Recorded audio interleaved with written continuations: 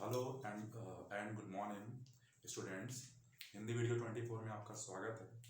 मैं हूं निरंजन कुमार मिश्रा और मैं आपको पढ़ाने वाला हूं एनसीईआरटी मैथमेटिक्स का एक चैप्टर जिसका नाम है बिंदु के कार्तीय निर्देशांक, मतलब coordinates of a point. Okay, तो चलिए स्टार्ट करते हैं। तो सबसे पहले बिंदु क्या है? बिंदु पॉइंट है ना। पॉइंट क्या है, सबसे पहले हम ये जानेंगे। देखिए, पॉइंट या बिंदु एक ऐसी क्वांटिटी है जिसका ना तो लेंथ होता है, मतलब ना लंबाई होती है, ना चौड़ाई होती है, ना मोटाई होती है। ये डायमेंशन लेस क्वांटिटी, ना इसमें कोई डायमेंशन नहीं होता। ना इसकी लेंथ हो सकती है, ना विड्थ हो सकती है, और ना ही थिकनेस मतलब मोटाई। तो ये एक ऐसी ज्यामिति है जिसकी ना तो लंबाई होती है,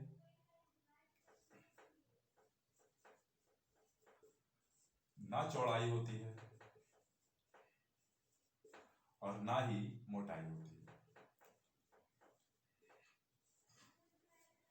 तो इसे हम कहते हैं बिंदु। ये हो गया बिंदु।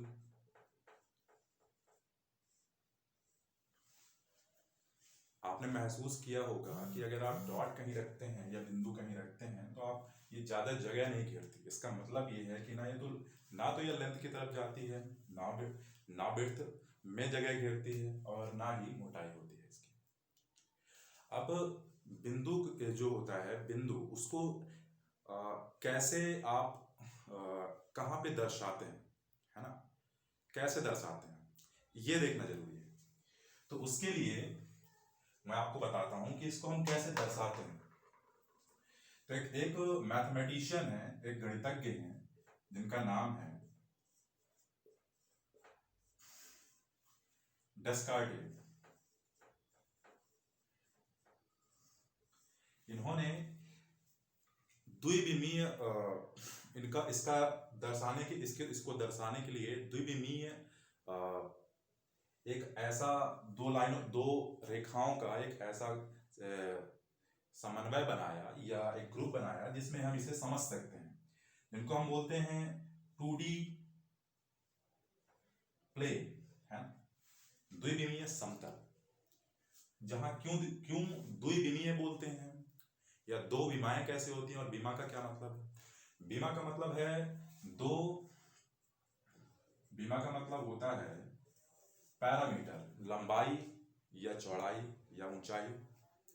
तो इसमें सिर्फ लंबाई और चौड़ाई के हिसाब से इसे दर्शाया जाता है, इसलिए हम इसे बोलते हैं द्विविमीय। इसमें दो विमाएं होती हैं। कैसे? देखिए, ये एक्स एक्सिस है। अगर आप इसे इस तरह से देखें, उसके परपेंडिकुलर या लंबवत दो एक अलग रेखा होती है। ये एक दूसरे को एक पॉइंट पे कट करते हैं जिसको हम बोलते हैं मूल बिंदु।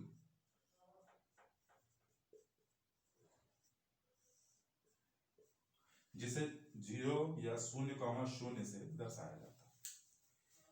मतलब बिंदु कभी भी अकेला दर्शाया नहीं जा सकता, अकेला नहीं दर्शा सकते आप इसे।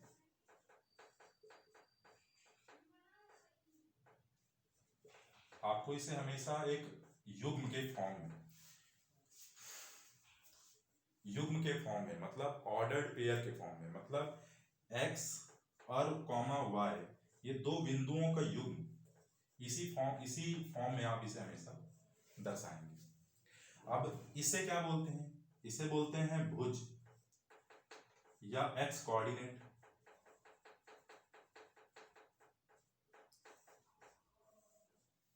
और इसे बोलते हैं कोटि या y कोऑर्डिनेट। मतलब अगर आपके पास कोई बिंदु है जिसका भुज और कोटि आपके पास यहां पर अवेलेबल है या है आपके पास, तो आप उसे इस इन दो अक्षों के बीच में दर्शा सकते हैं, समझा सकते हैं कि इस बिंदु को कहां रखना है, कहाँ पर होगी। चलिए मैं आपके लिए एग्जाम्पल लेता हूँ और उसके हिसाब से मैं दर्शाने की कोशिश करता हूँ। तो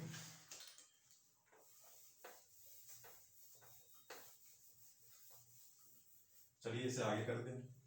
चलिए लेते हैं हम 2 बिंदु या 4 बिंदु, जैसे 4,5, -4,5, -4, और 4, -5। तो इसे आप कैसे दर्शाएंगे? इसे हम ले जाते हैं इस तरह से, हम अक्ष बनाते हैं और इसमें हम बिंदु निर्धारित करते हैं 1, 2, 3, 4, 5, 6 जो भी है।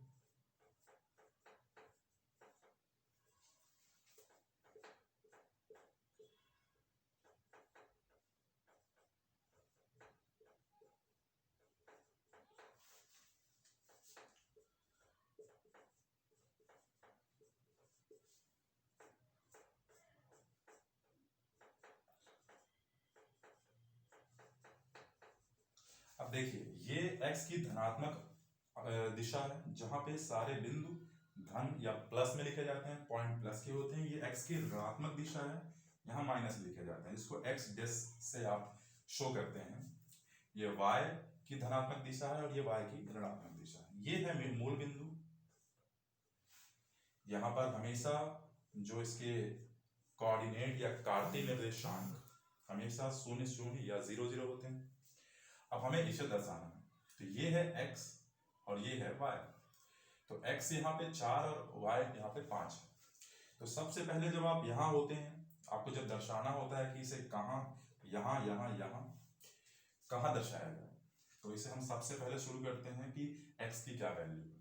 तो x की वैल्यू को या तो अगर धन है तो इस दिशा में और ऋण है तो इस दिशा में शुरुआत करते हैं। तो देखिए x की दिशा है धन, तो हम यहाँ पे 1, 2, 3, 4 यहाँ आ जाते हैं।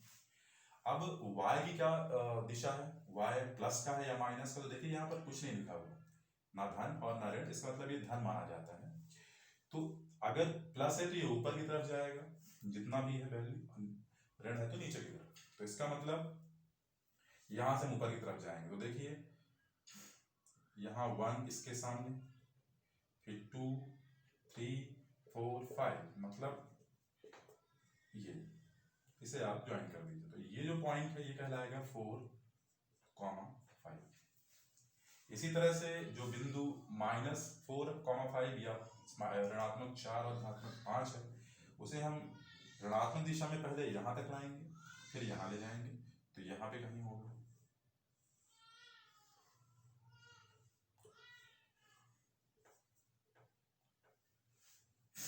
-4, -5, देखिए ऋणात्मक दिशा x की ये है और ऋणात्मक दिशा y की ये है, मतलब हम यहाँ तक आएंगे फिर नीचे की तरफ जाएंगे, तो ये होगी दिशा।